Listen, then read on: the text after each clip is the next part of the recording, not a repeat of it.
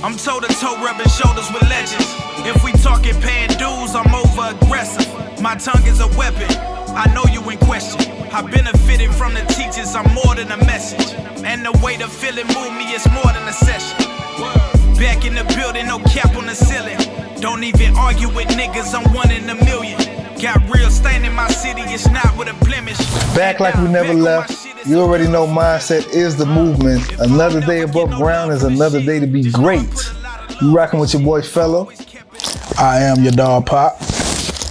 And it's Mindset. Yes, sir. Yes, sir. Absolutely. Pop, what it is, man? What's going on, man? We back around with it. Back around, man. Back around with it. And we got the Mindset Maniac. He gonna be hanging out with us. Maniac. From here until further notice, the Maniac is gonna be here with us. He's gonna have some shit that we talk about that he ain't gonna like, and you know, that's how we do it. You see, he got his hand over He here. got it, you know what I mean? He got it head. He gonna head. Because we be gassing it up and we be doing our thing, but it's good to be back, man. Good to be back, man. Absolutely. We got some shit we gotta chop it up about, man, because it's been going crazy out here. Been a lot going on, man. I think it's gonna forever be like that. Facts. You wanna start it off with the new music? It's a lot of I could say it's a lot of flavorful sounds going on. It seems like the competition is getting back to where guys is competing now. Right. You know what I'm saying? Not just making music just for, people be making music, artists make music for the show money. Yep. They make music just to make music, but it seems like the competition is getting to where it's showing itself now. And I like that. You know what I mean? Definitely. I'm gonna hop right in to my boy ScHoolboy. Yeah. Let's get into ScHoolboy Q. He came back strong. You know what I mean? A 5-year layoff. A 5-year layover.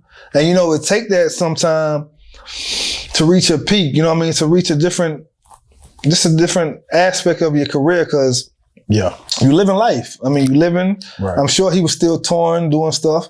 Your family grows. Right.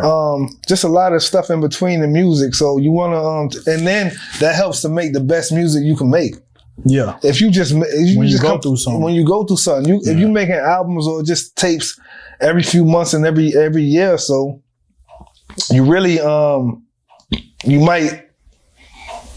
it might turn to, you know what I'm saying, consistently just repeating your sound. Exactly. You know what I mean?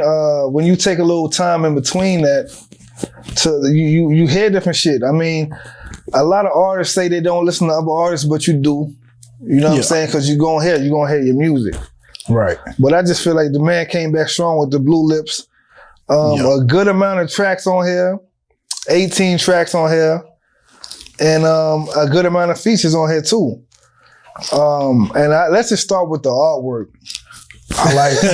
I'm glad you went there. I wanted to start with the artwork. Yeah, just start with the artwork. I mean, of course, it's blue. He represents blue. You know what I'm saying? He represents Crip. He's a Crip, so that has a lot to play with. The name of the album, I believe, Blue Lips. Mm-hmm. But the artwork is just crazy, and I wanted to see who was behind the art, like who was the artist that he captured. And it's a black lady. I think it's a black model, and I'm not sure of her name. Okay. Well, yeah. It's definitely a close up. Yeah, definitely a close up. And it's real creative, man. It's some shit I have on the wall somewhere. You dig what I'm saying? And just a lot of gems. He's just dropping a lot of gems, and it seems like he's rapping about what he's living now. Yeah, I got that vibe too. You got that vibe? So, for me, man, this is his 6th project. It's number 6 right here. It was 5 years ago when he released Crash Talk. Yep. So 2024 Blue Lips. The artwork got me right away. I kind of associated the blue with the Crip. Definitely. But I don't know, it seemed like he got an infatuation with words. Cause you got oxymoron, you got Crash Talk, you got Blue Lips. So maybe it got something to do with that. Wow, good point. Yeah. And then it's like a close-up of a mouth. So it's like, it's almost like pay attention to what I'm saying. Yeah. Type thing. Yeah. Yep. But yeah, I think the artwork is dope. I think it's creative, and I think it goes with the concept of the album. For me, man, the project is a little bit all over the place. See, that's where I disagree with the guy. You feel me? Because the man told you he was an oxymoron when he came out. You dig what I'm saying? The man, my point, on all his albums, it is a back and forth when it comes to tracks and every track. That's one thing he does good. He doesn't line up tracks that in a row that sounded like. Right. You get what I'm saying? You know what I mean? Like he might go from a super emotional song to a word. Like, what the hell? Yeah. Now we dub stepping and Definitely. But you know what I'm saying? To each his own. I think it's a roller coaster album to me. I think purposely though. Yeah. It's probably on purpose. I feel like if you take this long to put out an album, everything is intentional. Yeah. At this point. Facts. You think he got the wait time from Kendrick? I think it's some shit going on at TDE, bro. You gotta factor in all of them do factor that. In the only one that don't do it is SZA. Oh yeah, she gonna drop. It took Kendrick pandemic though. Years. Factor the pandemic. It took Ab-Soul 5 years. You gotta factor in that pandemic though. Them 3 years was probably catastrophic to how they developed their music. I feel like in the pandemic, niggas was recording their most music. Yeah. Because niggas was bored. Yeah. Well, now they might have couldn't get to the studio like they normally would, but you can't tell me they wasn't at home like writing. Nah, you right. You know, a lot of people had loved ones that was sick, so you know what I'm saying? Probably had to deal more with family. Yeah. Making sure your kids are straight, making sure your lady's straight. So and I didn't check the age of his kids, but I know he has young kids, so maybe that had something tied into it too. Yeah. I think he got a daughter, if I'm not mistaken. I seen a little doc that they was doing a while back, and she was always around him. So now going back to the all over the place shit. I kind of like that for different kind of artists. So it fit him. You know what I'm saying? The all over the place fits him as an artist because with all her albums that he made, it's been kind of different like that. You know what I mean? Yeah. Now tapping into the album, I mean, the production is crazy. Now he has a lot of beats on here where he's switching the flow up and he's switching the beat up within the same song. Yeah. A lot of beat switches. Yeah. Just some notable tracks on here. Thank God for Me, Blue Slides, Lovebirds, and just listen to the names as I'm moving along. He got a track on here called Ohio, right? With Freddie Gibbs. Niggas is sounding like the Ohio players on here.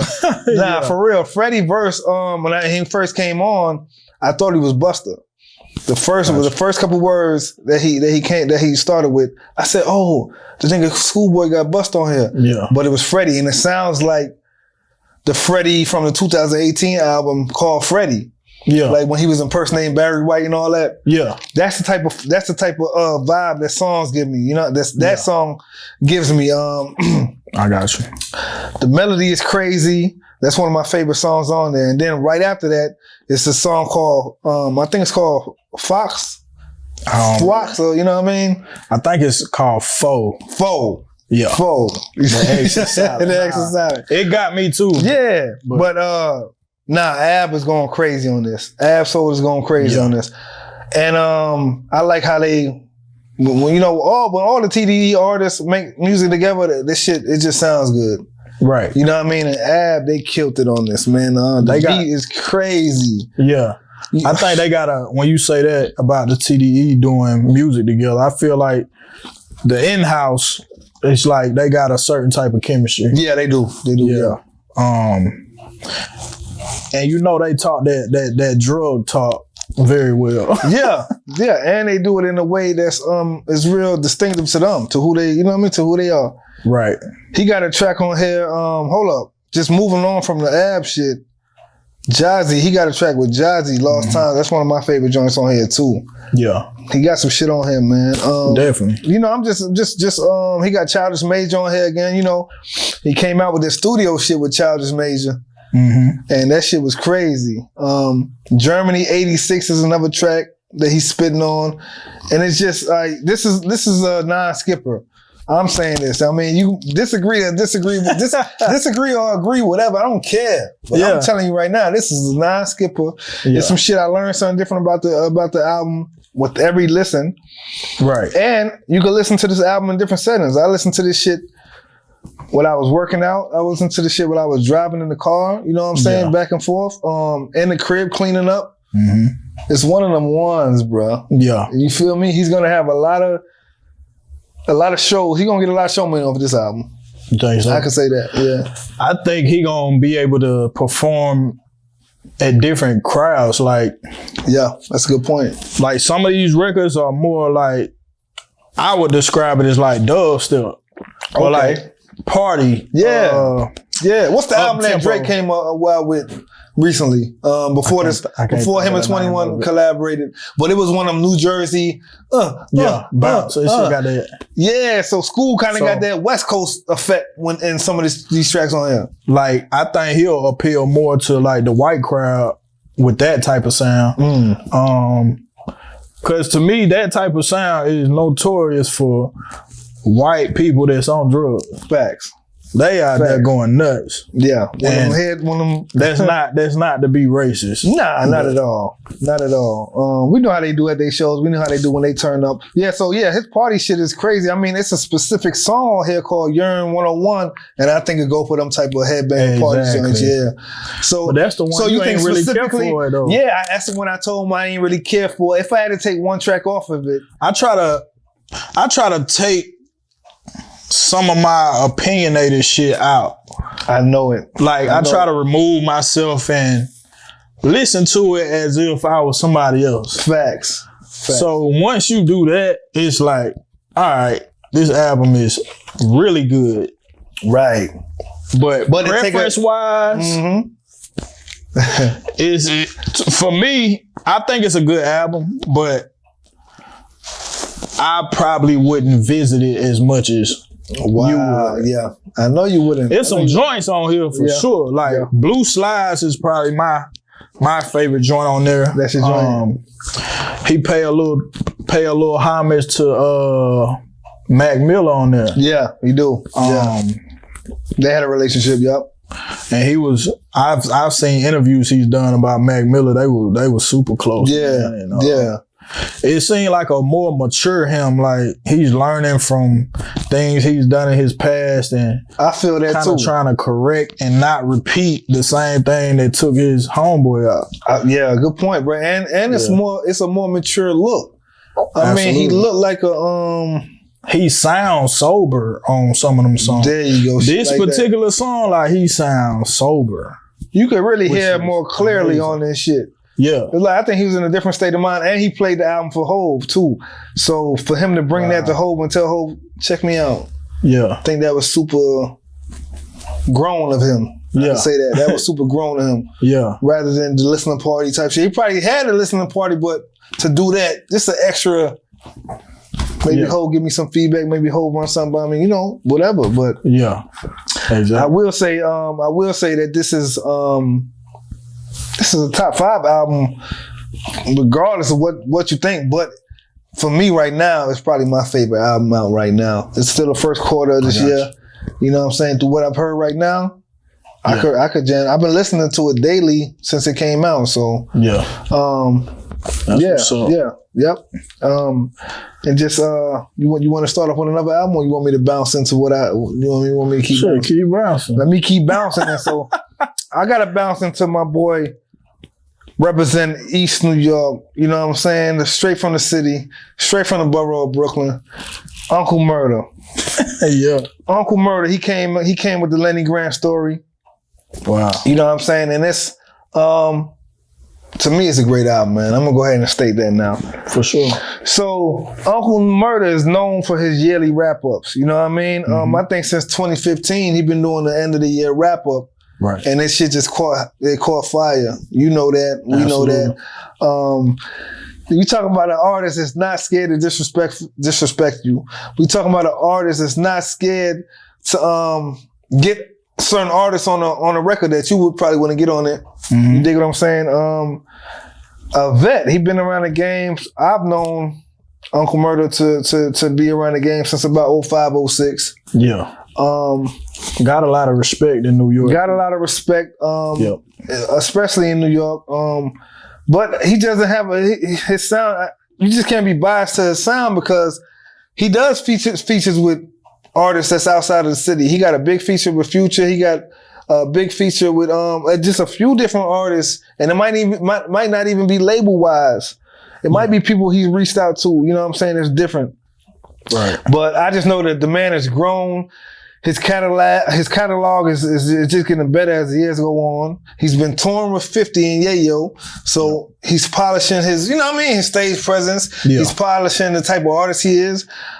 This Lenny Grant story is personal. That's his name, Lenny Grant, and he just getting into the story himself, and you can hear that throughout the tracks.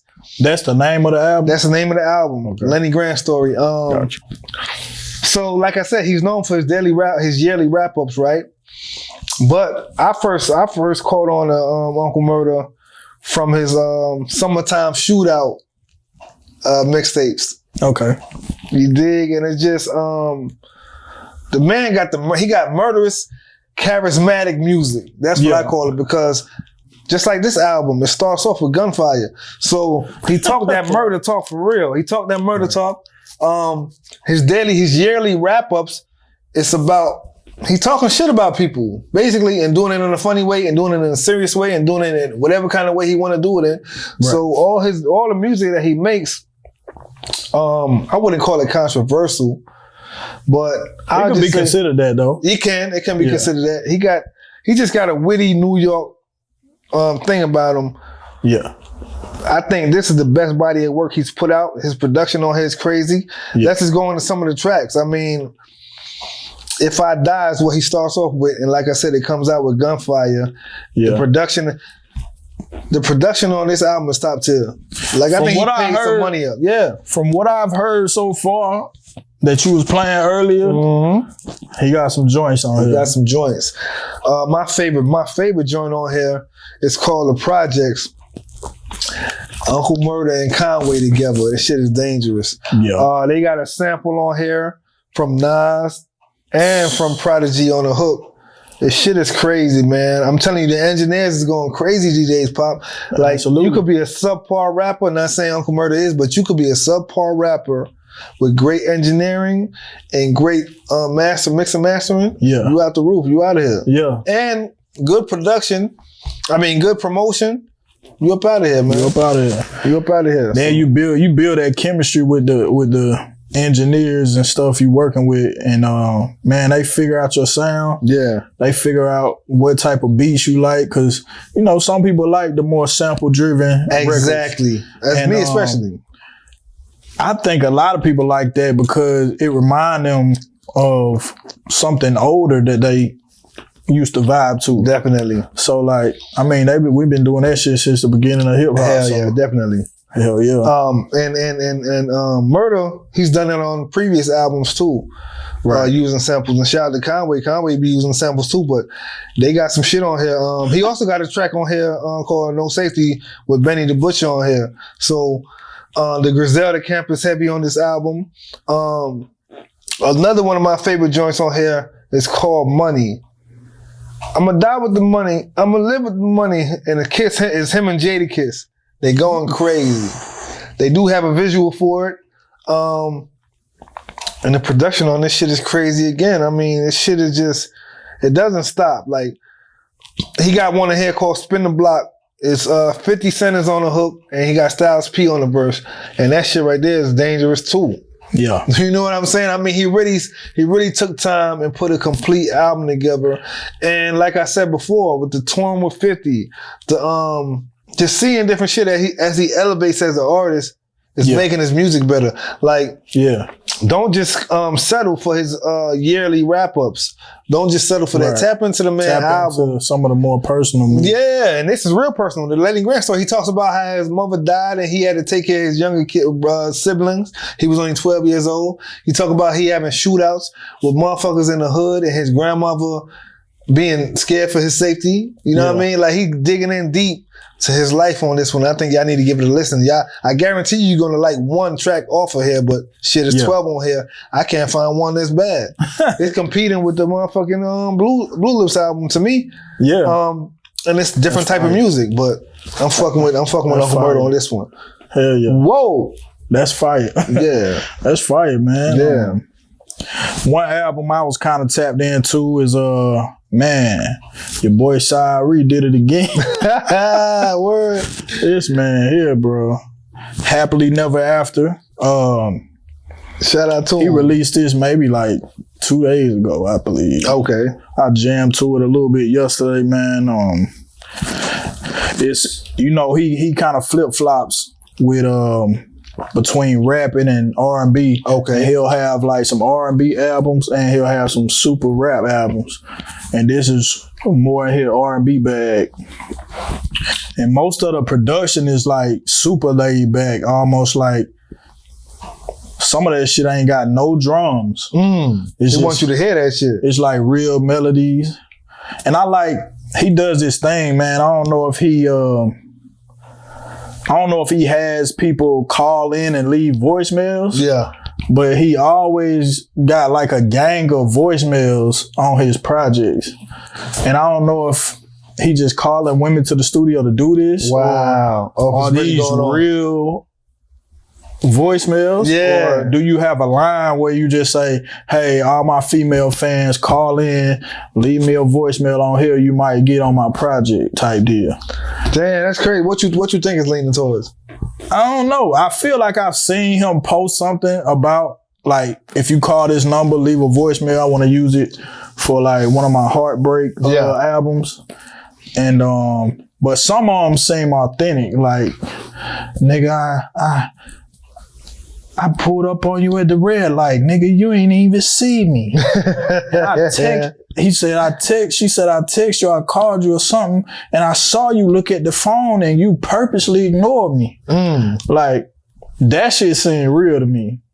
Or, I mean, I think people get creative with how they do albums now. So it all goes into the story of how they want to lay out the project or the concept of the album. What you think about skits on the album nowadays? I think they make it way better. I do too, bro.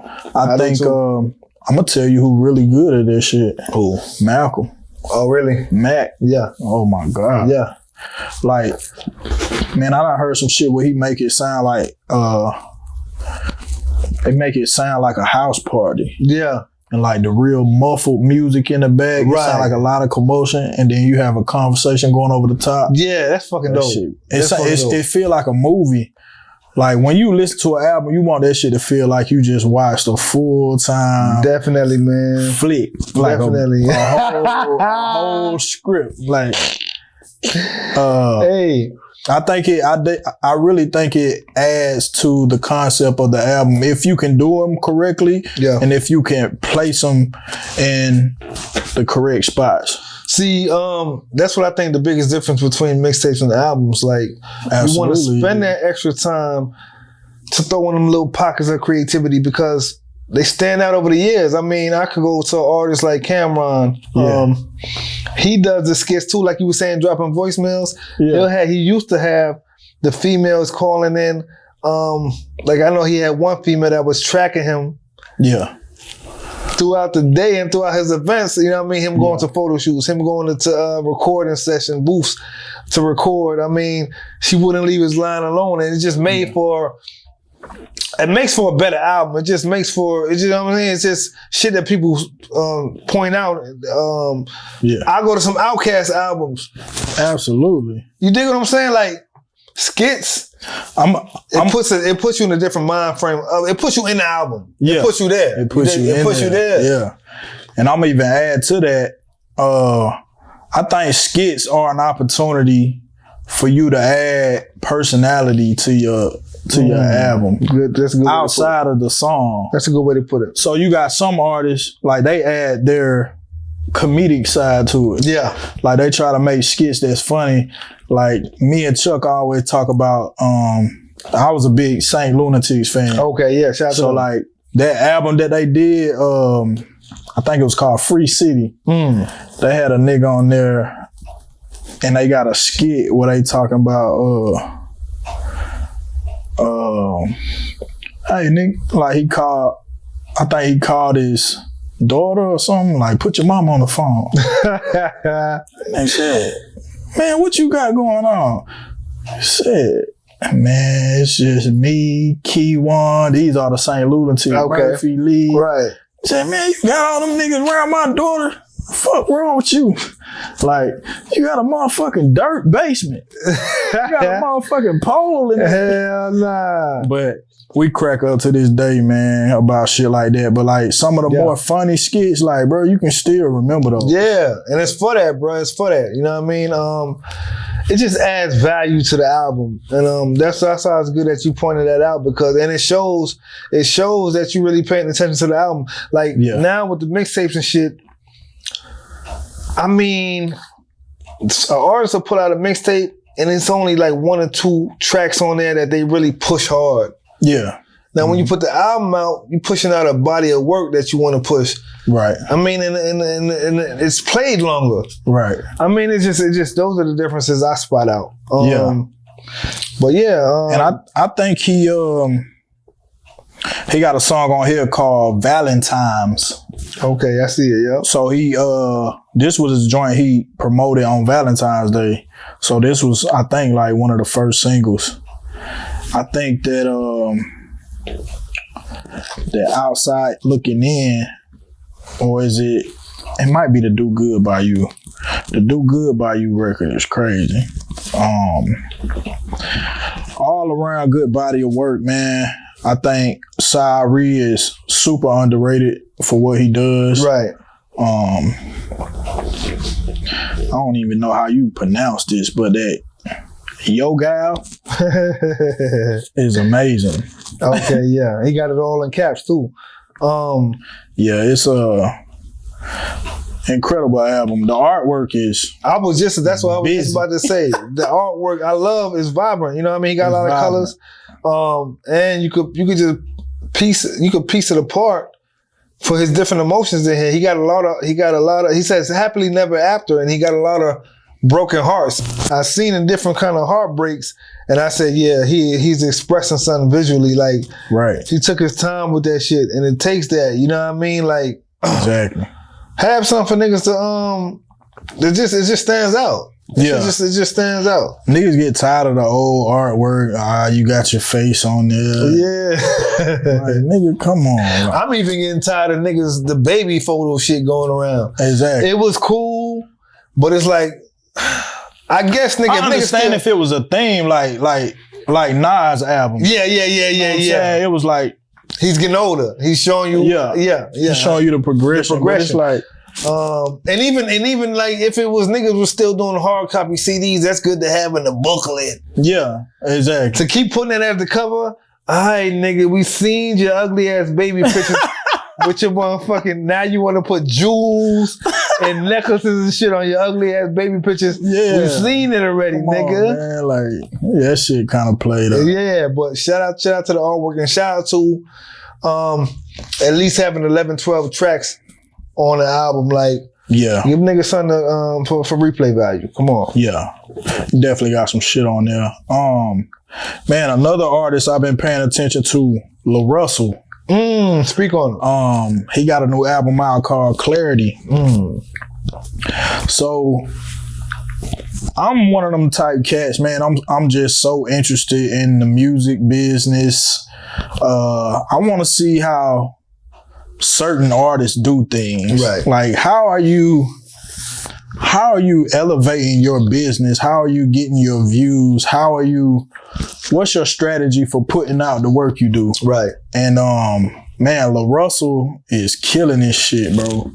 He's he created a company called Good Company. Okay. And wow, Good Company.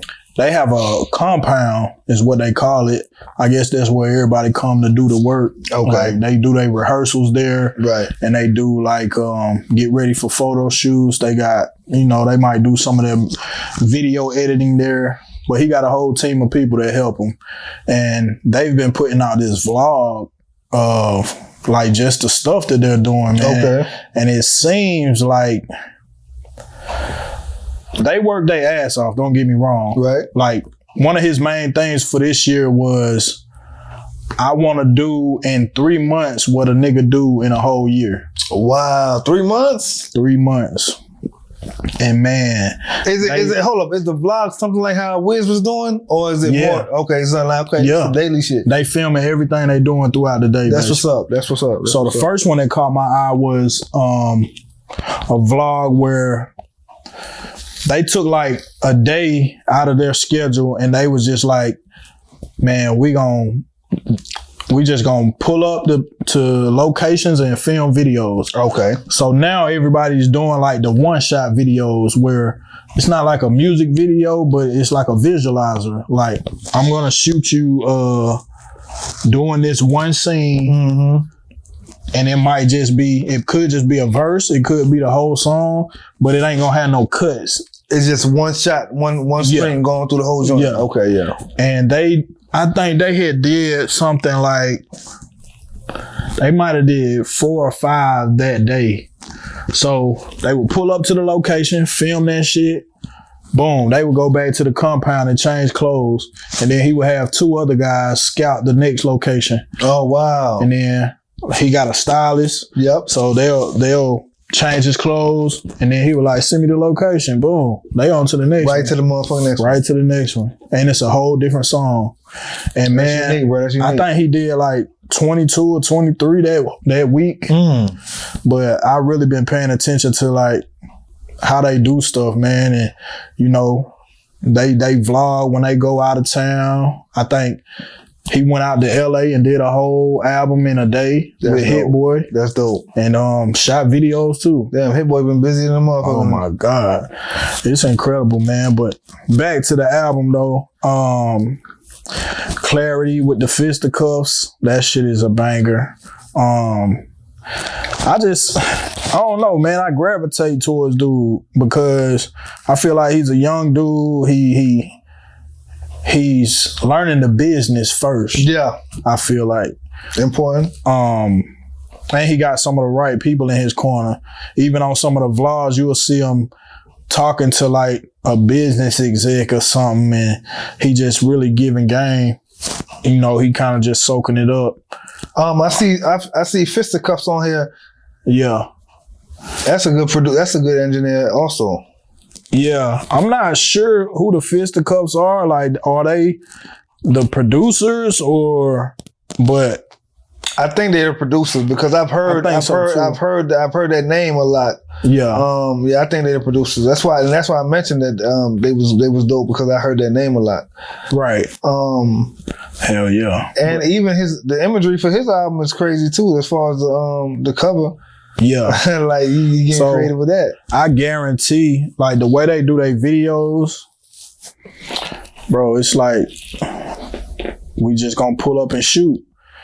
But as the videographer is filming and they getting the shots, he got maybe like 2 photographers that shooting shit in between. Yeah. So they getting so much done so fast. Yeah. Like you said, that 3 months is turning into a year. Yeah. I mean, and I don't think that's a bad idea, cramming it all like that. Let's push it. Let's see how fast and how hard we could push it. Right. And get results. I think that's what the type of vibe he on. He's a workhorse, man. Shout out to that. I definitely salute him, man. But I think that's about it for music, Yeah. Sebastian Michael got a phenomenal record called Eucalyptus. It's incredible. K-Count joint, bang. And then other than that, man, I really tapped into the Usher project. Okay, yeah. The Newlywed? Yeah. I ain't really fuck with it like that. Okay, I mean... Now he got a motherfucking joint on there though. Yeah. Called Bop. Just Dolo? Oh my God. Who was it with? And let me turn it to a bop. Hey. I think he really pushed this album because he been doing his tour shit. Yeah. He dropped it he dropped it the same night as Super Bowl. Yeah. You feel what I'm saying? So it was good for the algorithm. I think he did it just for this timing portion. Yeah. I agree. So shout out to him for pushing it out for the timing. And he got married around the same time. He got married right before he came out for the show. Man, who this nigga married, bro? Hey, sometimes you gotta marry somebody that's off to the cut. Everybody don't know. Is it a long time girlfriend or is it with Usher? You not even knowing. I mean, you not even knowing with the boy Usher. You know what I mean? He was on some of that. I think somebody left. He said, "Don't leave your girl around me, true player for real." Somebody left her around, and he scooped her up. She looked like a nice little Italian joint. Okay, you dig what I'm saying? She ain't even with the culture. She outside of it. She outside looking in. But I thought this album was not very good. What was the tempo? I haven't had a chance to check it out. Was it high tempo, low tempo, love tempo? It's a mix. Okay. It's a mix. He got some high tempo, like dance type shit on there. Got you. The joint with her on it. Okay. Is amazing. Yeah. Now I did hear that one. I did hear that one. Joint is amazing. But other than that, man, he got a song on there called Big. It's awful. It's frowned upon. We can do it. He could have left that motherfucker off. He could have left that motherfucker by the wayside. Oh, snap. But I thought, I mean, he does have 20 on here, yeah. He got a dub. He got dub on here, so it's like he put in and some of them he might have been holding. I mean, the Dream on here.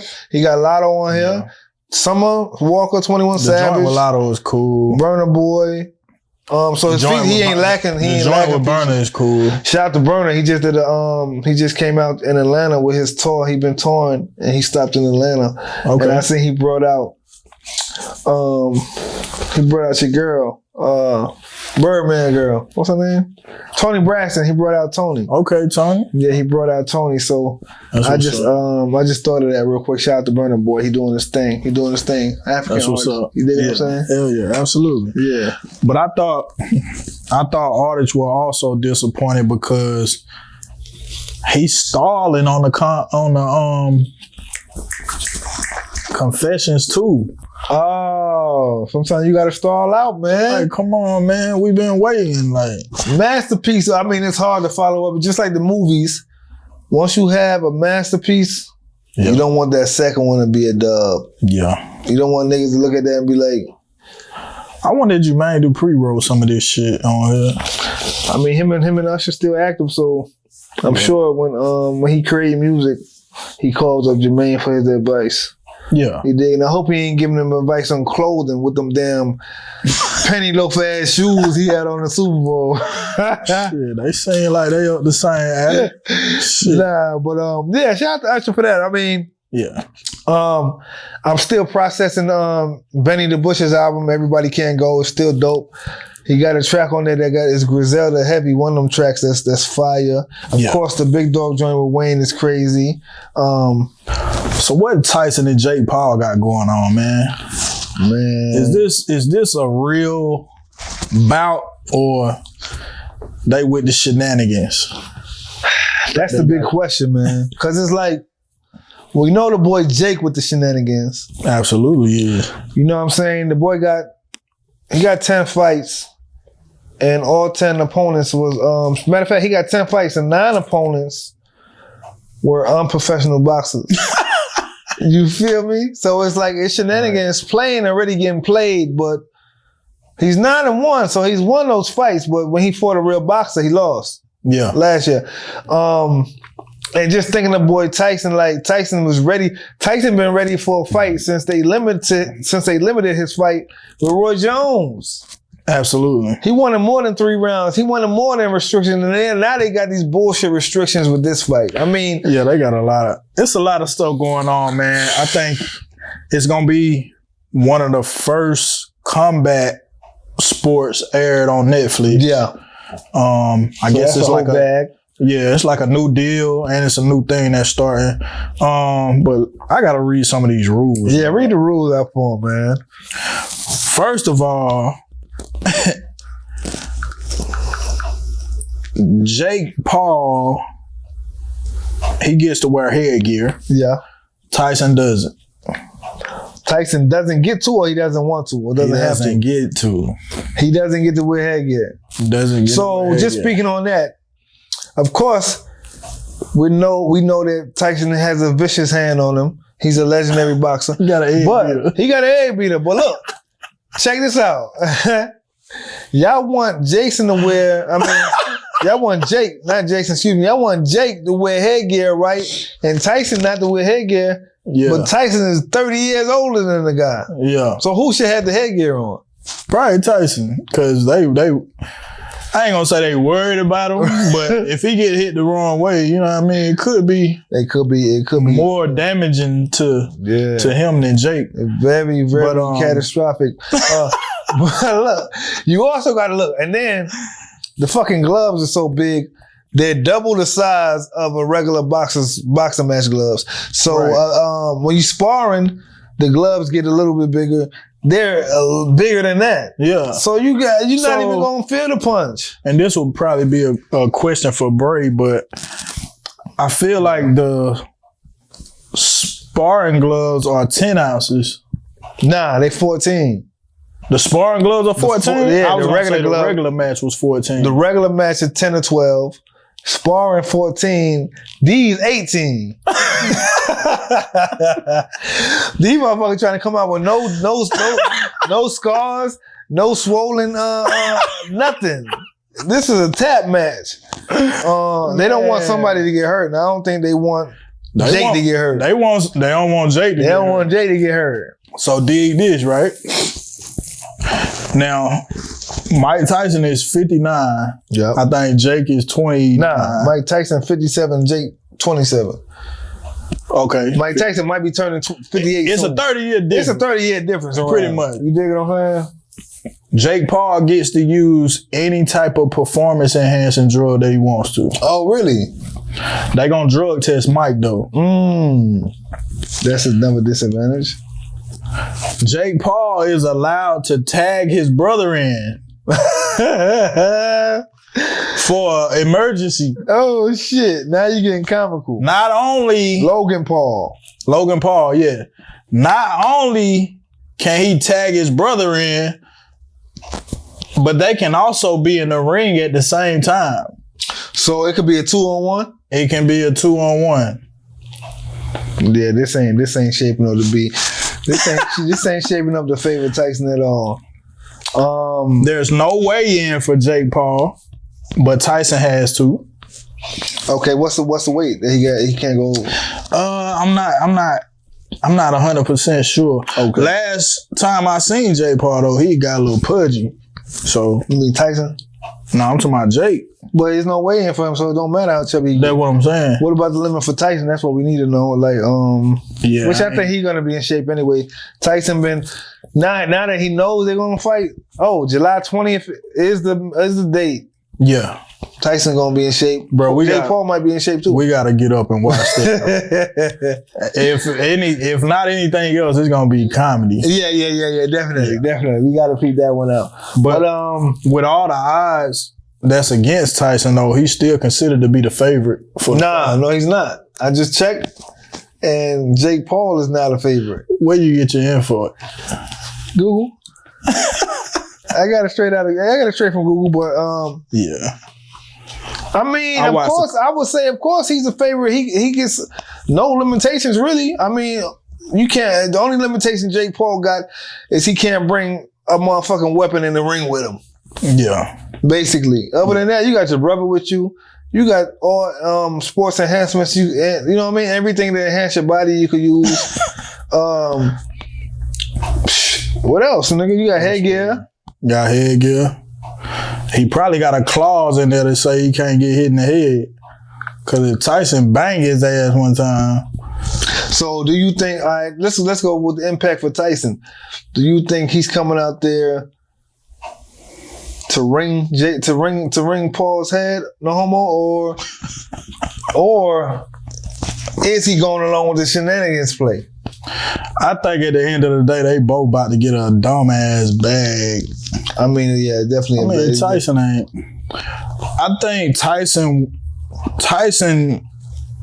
tends to lose himself once he gets in that ring. That's a fact. Like, cause I think looking back on the fight with Roy Jones, I feel like he could have banged. Yeah, Roy yeah. ass. You seen at one point he was starting to get the momentum. Like, yeah. Oh, he get but back they were limited to what they could do. Yeah, and he ain't used to that. And even that was a bag. I mean, I think Paul is gonna frustrate him purposely at one point. Whatever he does in there, he's gonna have Tyson frustrated at one point just to see Tyson get out of character. Yeah. Which is really in his character. Yeah. It's just been being calmed down for these. Yeah. He hasn't had a professional fight since 05, so these last 20 years has been on calm. Whereas the last 19 years, Tyson just been, you know what I mean, growing his businesses, doing his, of course he's still working out, but he's just been doing Tyson. Now Paul, he's rising, his fame is rising, for real. Tyson is not no Nate Robinson. Exactly. It ain't gonna be no 1-2 good hits. It's gonna knock me down. It might stun him. The dude is 57, 58. So if you hit him good, you're gonna get stunned. But he probably looking for that type of shit so he could bang on you. You dig? Yeah. Exactly. But I don't know, man. With all these limitations, I'm still looking forward to a decent fight. You know what I mean? Yeah. I think it's gonna be more like a wrestling match, bro. It's gonna be. It's gonna be must-see TV though. Like, it's gonna be more entertaining than anything. Yeah, definitely must. It's definitely gonna be must-see TV. I think they doing that shit in Texas. In the arena in Texas. What you think the ticket price is gonna be? I think they're gonna be manageable. Okay, I think so. How many rounds? Gonna be through the roof. Did they say the rounds? I didn't see nothing. I didn't peep no rounds yet. I think Tyson can go 12 though. I'm definitely not gonna go 12. Obviously, Paul can go 12. I don't think you're talking about he was doing 80 rounds. Oh yeah, and it's gonna be the wherever they at could fit 80,000 people, so it's gonna be motherfuckers there in attendance. You know, everybody gonna be seen. But Tyson's last fight was only 3 rounds, so I don't think they're gonna have to. I'm not thinking they're gonna stretch it to 12. Maybe they might even gonna push it to 6 rounds. Right. You dig? I just know how Tyson get when he really start training. Yeah.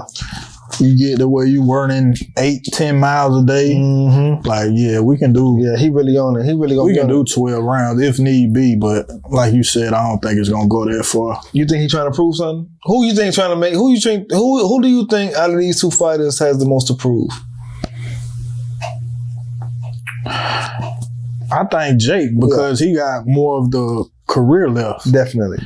Tyson don't really care. Nah, for real. He cared, but he cares for different reasons. I think he cared because I want to shut this young boy. I want to show this young boy that a dude my age.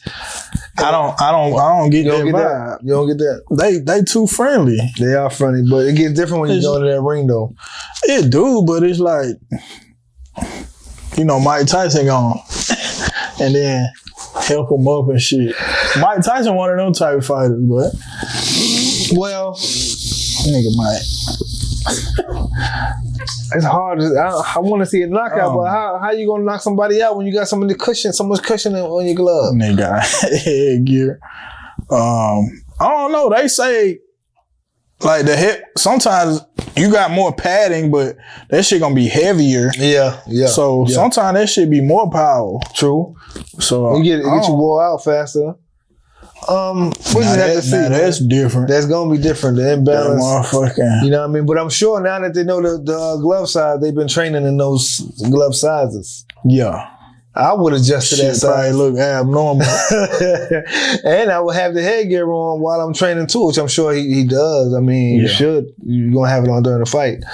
But yeah, man, July 20th. July 20th. Netflix got one. I mean, I'm sure they're going to have plenty more subscribers now that they got that. Yeah, I'm gonna get mine. Yeah, I'm going to try to find somebody on Netflix I could. Let me hold your account. Yeah, I got you.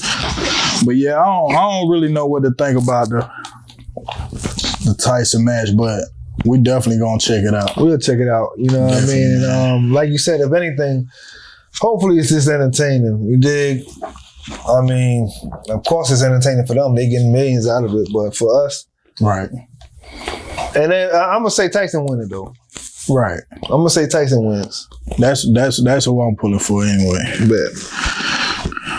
I would say a couple of weeks ago, I think it actually happened on February 22nd. Okay. Man, caught wind that a body was found hanging by a nature trail in Georgia. I think the guy's name was Trevonte Jamal Shubert-Helton, 29 years old. And it was a hiking trail in Towns County. The GBI is doing their investigation. So from my understanding, a hiker was hiking the trail and found his body like basically dangling. And the little history I know about it is he was dating a white lady at the time, so they're investigating it as a hate crime. Right. Obviously, I mean, if someone's lynched, any type of lynching, though, I feel like is gonna be considered a hate crime. Nah, you definitely right, man. Because I mean, just look over history, like it's something they did to us for entertainment. Yeah, for their entertainment only. You feel what I'm saying? It's definitely a hate crime, and I'm gonna just state a different side to this shit. I mean, sometimes I say we, because I'm just saying, you know, black against white. If that's the situation we talking about, we as in blacks, you miss the signs. Yeah.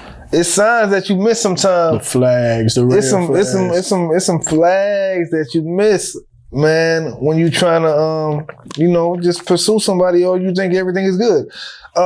Now you in a trail somewhere or you somewhere in the mountains, that's already iffy. And it's just y'all. And then let's say, especially now, we're not sure how long they've been dating or how long they was together, but if it's your first couple weeks and you know this person and they invite you out to their family or to their ridge or range or they invite you somewhere where you're away from home and you not familiar with the place, that's a gut feeling, a red flag that's thrown up that you need to consider. Right. You feel what I'm saying? They got all type of shit you be seeing. I mean, if she said something previously and it caught your ear and you didn't like it, address it then. Yeah. I mean, sometimes you be wanting that connection and you be wanting to, or sometimes you just find yourself to be a little boastful. Oh, fuck it, hell. Well, I go out there, ain't nobody gonna do nothing to me. Yeah. Or I try something new. I mean, that ego, that macho, you know what man. I mean? That macho man ego shit that had your ass dangling somewhere. Movies like Get Out and shit like that, they ain't making them for no reason. Hell yeah. That shit, there's certain choices that you make sometimes have you in a liable state of mind. I mean, look, if it's just me and a bunch of other people that's not the same color as me, not the same race, and it's not my family, I want to kind of have some type of, you know what I mean? You gotta have some type of guard up. Yeah. Maybe a guard is you tell one of your loved ones that you going here, or you know what I mean? It's some kind of, you gotta put something in place for safety. Right. For real. Especially if you're not knowing this person. Like if it's your first couple interactions with this person. Right. Come on, man. Pay attention. Pay attention, cause shit going on. And then think about like both of these, which we'll touch on in a second. All right. Their crimes have been committed when they're isolated. Yes. And they're good point. On a nature trail by themselves. Good point, Pop. Yep. I just think it's like they're being targeted. You know what I'm saying? Yeah. Yeah, especially when you're secluded like that. I mean, it's easy to get. Who gonna hear you yelling? And it's easy for them to point you out. I mean, and it's, to be honest, like, your conscience is more relaxed because you like, shh, you gotta wait with that shit. Ain't nobody gonna catch it. I mean, I wasn't even there. Yeah. And two, man, shit that I just pay attention to in my daily life. Like, this is a college town we live in. Right. These kids be running campus at night by themselves with headphones on. For real. Yep. Like, be more cautious. Yeah, you're right. You ain't paying attention to nothing. You just think you that safe. Yeah, you never know who been out there for weeks at a time watching your routine. You never know who want to touch on you, who want to grab you up, who want to keep you for themselves. You never know who's miserable in life and want to affect you in a way that they feel. You know what I'm saying? All type of different scenarios. I mean, like, you never know who you might have judged earlier or who you might have motherfucking been clowning and they want some get back. Yep. It's all type of shit. You never know. Like, just for this situation, there's a couple, it might have been somebody who in her family who wasn't agreeing with their situation. Not just how she feels. She might love the dude to death. Could have been her parents or uncles or brothers or sisters didn't. Grandparents. You dig what I'm saying? Even her local neighbor probably didn't like him. You never know. Yeah. So, and they young. They both are under 30. I mean, you gotta keep that into consideration too. Yeah. Moral of the story: if you had them gut feelings, speak on it first, and then act on it, and then keep on moving with it. Because if you don't, you could be in jeopardy. Exactly. And then it's what do you think about the UGA girl? Is it Laken? Yeah, it's Laken Riley. Laken Riley. 22-year-old student. Yeah. I think she was transferring from UGA at the time, and she was running on the nature trail and never came back. You know what I'm saying? And never secluded area. Right, exactly. Isolated. They say the guy that did it had a brother that worked at UGA at the time, and inside man. Exactly. I think he was 26, and he wasn't even a legal citizen. Right. And his brother had a fake green dot card. Fake green dot card, which was saying he was 29, but we don't know about that. Exactly. I mean, whew. How do you feel about that incident getting more publicity than the lynching? The lynching.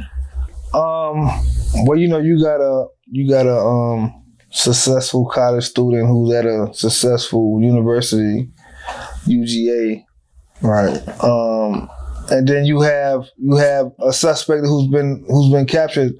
So I feel like that's why that's why he's getting more showtime for this, rather than and then with the lynching, it's been going around so long, man. And of course, it's hard. You ain't got nobody to pinpoint and say who did it. It takes an investigation, but it's been going around for so long. It's kind of getting swept under the motherfucking rug, man. Yeah, I think. But I think that it flows into the politics too. Yeah, it does. Yeah. I mean, this UGA girl, and I mean, condolences to both families. Yeah, definitely, for real. It's not a pretty sight. I'm not trying to shit on either situation. Nah. But like, they're getting public press, they're getting live news feeds. Right. They're shutting the whole school down for a week or so, right? Yeah. I mean, it's unfortunate, but at the same time, give this other situation that same platform. Yeah. And you know why? Because somebody needs to hear it. Somebody's confused with the other sex. You know what I mean? Somebody's going through drama. They might need to hear this to save their life. Somebody's, I mean, just come on now. Come on, like, do the right thing. Do the right thing. Have some integrity. You know what I mean? Because that person needs to get captured too and held accountable too. Right. You never know who else they're going to do that to next. It can be somebody that you love. It can be somebody that you care about. It can be somebody that's approaching their greatness in life. Exactly. You know what I mean? Exactly. All the shit need to stop anyway. Yeah. I mean, hate yourself. Foolish. Hate yourself for being a hater. That's a new phrase. I'm going to get a shirt that say that, Pop. Hate yourself for being a hater. Huh? Hell yeah. The mindset maniac couldn't agree with me, even though he don't want to hear what the fuck we saying. You gotta hear it, nigga. Hate yourself for being a hater. Absolutely. I think it's super unfortunate that these events took place. Praying for both sides. You know what I mean? Definitely, because so look, I'm not a parent, but just outside looking in. Mm-hmm. When you have kids that's reaching hard to achieve something, you know what I mean? They're going through school, they're going through the right process. You can't be there with them. Right. So you're doing your best to support them, you're wishing them well, and then something like this happens. Yeah. This is not a female that was into drugs and into the bad shit and into the wrong places and she was actually bettering herself on the trail trying to keep her fitness up. Yeah. And you got somebody that's just lost in touch with life and want to cause harm to somebody. Mm-hmm. I mean, people, there's devils out here everywhere. There's evil out here lurking everywhere. I mean, we have to pay attention and we have to give your friend a helping hand too. Like if you know, like speak on it. Like make sure you watching out when you out there running. Make sure you know what I mean. Don't do it too late. Why don't you run in the morning instead of the evening? Like speak on it a little bit more. Yeah, because we never know what's going on out here, man. You got motherfuckers that's crazy that's doing shit like this. I think we got to pay attention to pay more attention to single women too. That's true. That's one of the scariest things. I know we men, and you know, I guess you would quote unquote say we're better at taking defending ourselves. Right. But you got a woman out here exercising that's isolated. Yeah. It can be dangerous. It can be dangerous. And you can't, let's not throw shade on her for being out there by herself. Yeah. Because this is her normal routine. Absolutely. And sometimes you want to be by yourself to take it all in. I mean, she probably got exams that she's been trying to, you know how that shit get with the schoolwork and all that. Mm-hmm. So let me get a breath of fresh air and jog my trail. Yeah. Now, if you're a civilian and let's say you've seen strange people on trails before, kind of give your heads up if you can to somebody else. You know what I'm saying? That's what I'm saying. Like, because that's the only way we're going to get these evil people off this earth. Or what, you know what I mean? Or hold them accountable. Is like, if he didn't get caught, he was going to do it to somebody else. Right. And that's damn near a fact. Hell yeah. That's for sure. Illegal immigrant over here too. He don't give a fuck. Fuck. You know what I mean? So, like you said, Pop, it is sad for both families. I mean, even his family, because he might have loved ones that's on the right path that now the image is looking bad for their family. Yeah. But definitely, just for both stories, the lynching and this lady getting slain. I mean, yeah. What does it come to, man? Just awareness, man. Just be more aware. Right. Be more aware. You know what I mean? Especially when you're out there moving around dolo. Yeah. Because shit, man, you think you by yourself, but you're really not. Right. Exactly. So let's dive into a segment we like to call Mindset Spotlight. Mindset Spotlight. This is going to be a segment where we highlight somebody in and of the culture that's inspired us and encourage us to be better men. Definitely. Yeah. So for me, I want to give a big shout out to D1. Shout out to D1, man. D1 is a rapper. I don't want to call him a Christian rapper, but I guess you can say that. I've met him on 2 different occasions. The first time I met him, he was performing. I think he was at the Masquerade. Okay. He had just opened up for Currency and I believe Dom Kennedy. if I'm not mistaken. I met him. He was after the show. He stood outside on the steps and shook everybody's hand that was walking out, and I think he was passing out he was passing out CDs, and I want to say that album was called "I Hope They Hear Me." I remember shaking his hand, chopped it up with him for a second, and then I recently ran into him out this way actually, and had a little more conversation with him. Super intelligent guy, but like I said, he's a rapper, he's an author. He has a children's book out right now. Yeah, shout out to that. He's also a college professor at Tufts University. And I just got inspired over the weekend, man. I watched his interview with The Pivot. Yeah. And I watched his interview with The Breakfast Club, and his passion for caring about Black people. Let me ask you this while you on that topic. Do you feel like what he had to say about some of the rappers was wrong, or do you think it needed to be said? Everybody, what was wrong about it? Some people say it was wrong that he's tapping in a business that's not of his, that he's criticizing people for how they choose to make their money. And the shit that they choose to speak on while they doing their money, you know what I mean? While they making their money. This is what, the talks are. Right. And I mean, I've been tuned into some of those conversations, but in my opinion, man, everybody got their own means of making money. I feel like at some point we have to realize the influence that we have over the youth. Right.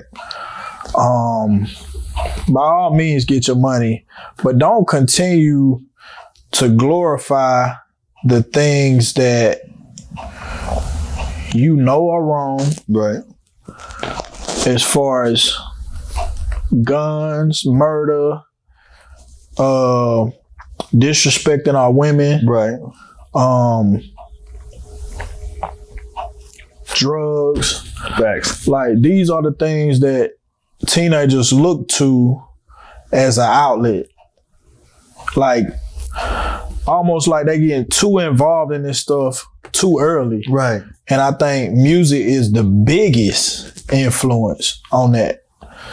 And he just saying pretty much like, be more conscious of what you putting out there. Like, don't look at it as like, first of all, they ain't even living this type of lifestyle no more. Right. So why you, it's almost like, and it's crazy because I heard somebody talk about the last Young Jeezy album. It might have been, it was Channing Crowder. Okay. He said, man, that new Jeezy album was trash. No, he's absolutely wrong. And it's because he was like, why you think it was trash? And he was like, because he talking about buying businesses and he talking about evolving. He said that made it trash.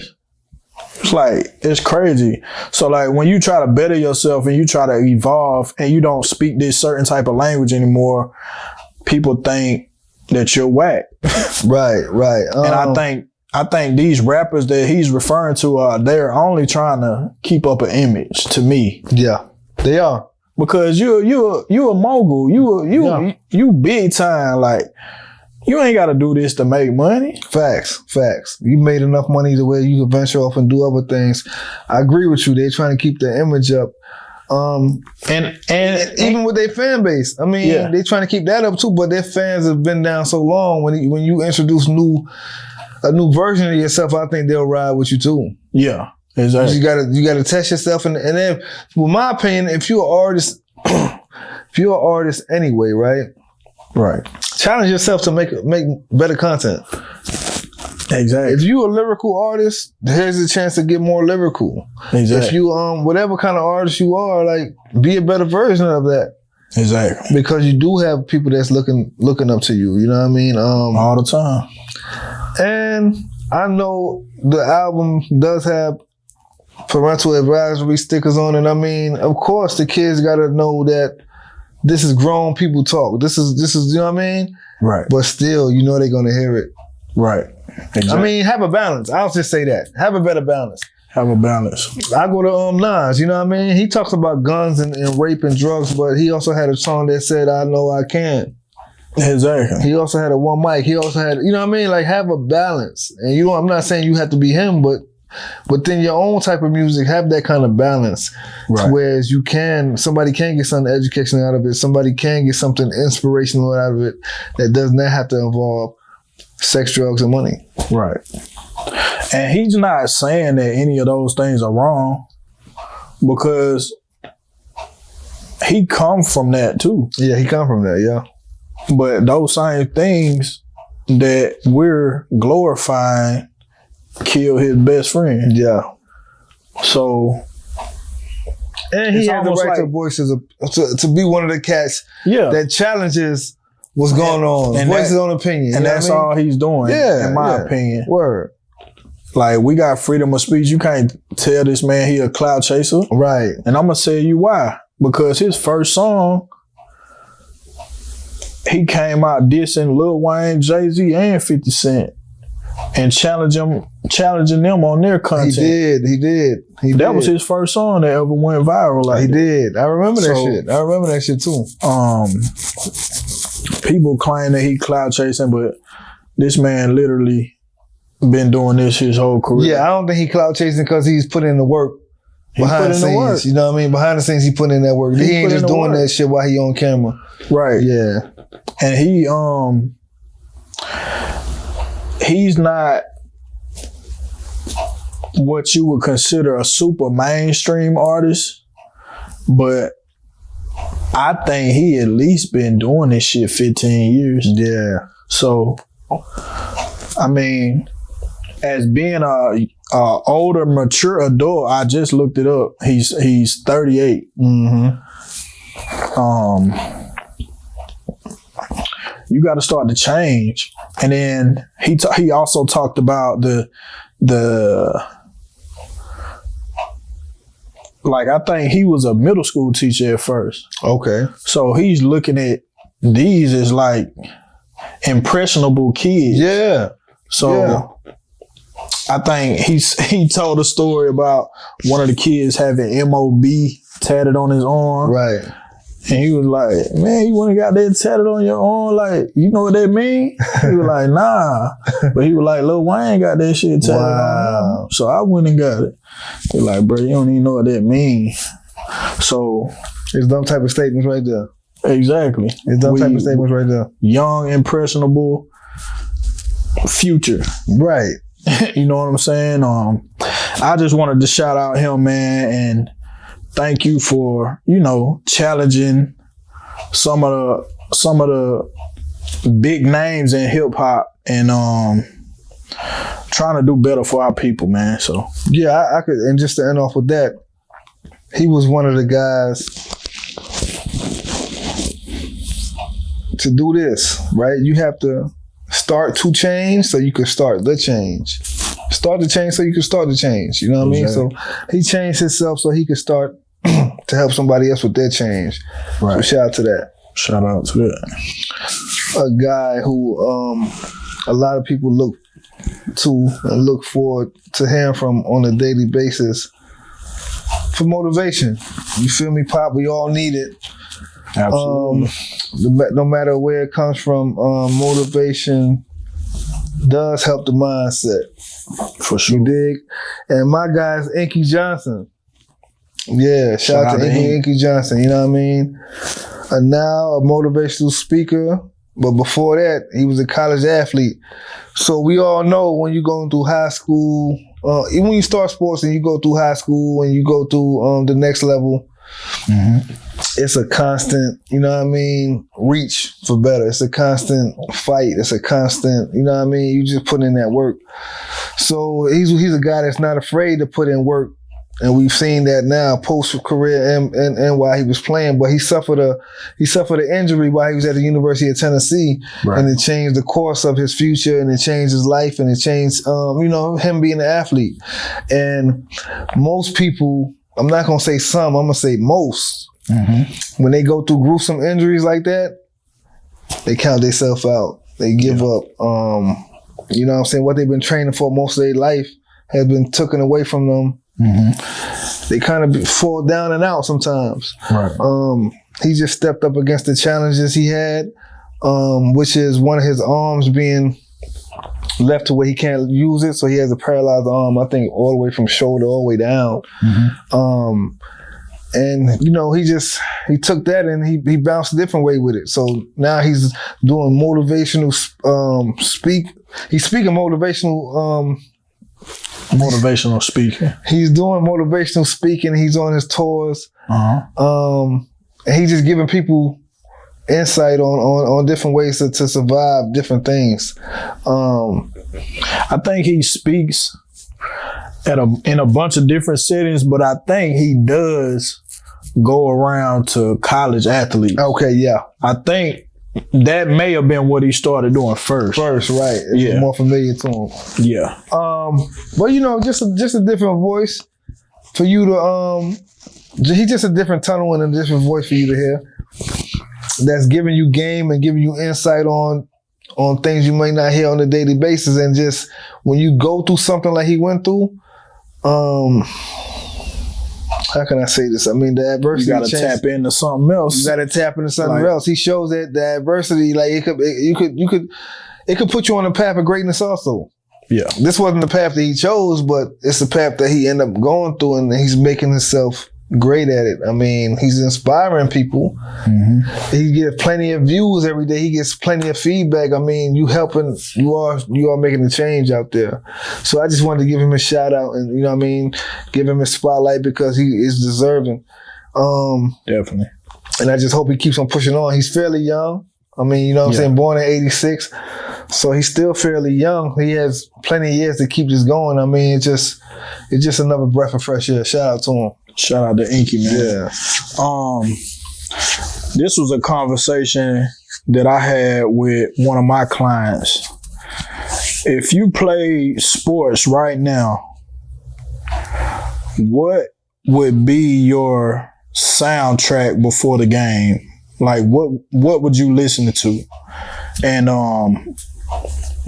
I told him, I said, man, as I get older, obviously I love music, so I would have my select few artists I listen to music-wise, but man, before a football game, after that pregame meal, right before the coaches come in, bro, I'm probably gonna be listening to a motivational speaker. That's different. I would listen to somebody like Inky Johnson. Shit, prime time. Dion. Yep. I really like Inky Johnson. Yep. Deion Sanders. Somebody like CT Fletcher. Yep. Our boy from Detroit. Johnson. What's his name? The karate consultant. Jason Wilson. Jason Wilson, my bad. Not Johnson. Wilson. Yep. He's definitely on there. But yeah, I would listen to somebody like them. Like, I feel like you get different things from each one of them. Jason Wilson, I feel like he's more soft-spoken to me. Yep. He has very good motivating points, but I don't know if he would match my energy as far as like before a football game. Yeah, not before a football game. Inky, to me, the other three, Inky, Dion, and CT Fletcher, they all match that type of energy though. Yeah, definitely. CT, like he come with the energy. Like he gonna have you running through a wall. You know what I'm saying? Word. But yeah, I just think you're a master motivator, man. So yeah, definitely, man. Like you said, you could get insight from different ways from those different guys. You know what I mean? Right. And it ain't even just limited to guys. I mean, females do it too, but it's just taking in information from different aspects. Right. That's what it's all about. But shout out to him, man. And both of them, you could say D1 is an inspirational speaker too. Yeah, hell yeah. Because the shit he talking about is inspiring the youth. I guess I mean, just with the internet, I would think I see more of Inky Johnson though. Yeah. Like they slicing his clips up. Yeah, I mean it's worthy too because everywhere. It's unique how he does it because he starts off with the bad about it. Yeah. I guess because he went through a tumultuous time with that injury he suffered. Yeah. He starts off with, of course it's this, of course it's that. Right. But let me show you how I could flip it into good, or how you could flip it into good. Right. Let me show you why you blessed. Let me, you know what I mean? Just the more and more you listen to him, the more and more you want to hear the next clip of him. So yeah, for sure. Yeah. So y'all got y'all. Yeah, you know what I'm saying? The mindset spotlight is on y'all. Absolutely, man. Yeah. Definitely check out some of these people if you haven't already. Again, man, we the Mindset Podcast. Yeah, man. It's always a pleasure chopping it up with you. As always, I want you to remember, another day above ground is another day to be great. Absolutely. Poppin' fella, you know what I mean? Absolutely, man. We look out for us, man. We're gonna have all the audio on digital platforms. You can check out the YouTube. Make sure you hit that notification bell to subscribe and get notifications every time we post something. Right. That's Mindset Podcast ATL on YouTube and Mindset Podcast ATL on Instagram. And another episode in the books, man. Another one in the books, but we heating up. We back with it. More interviews, more episodes, more everything to come. Absolutely. Mindset is the way. You already know. Mindset is it. Let's get it.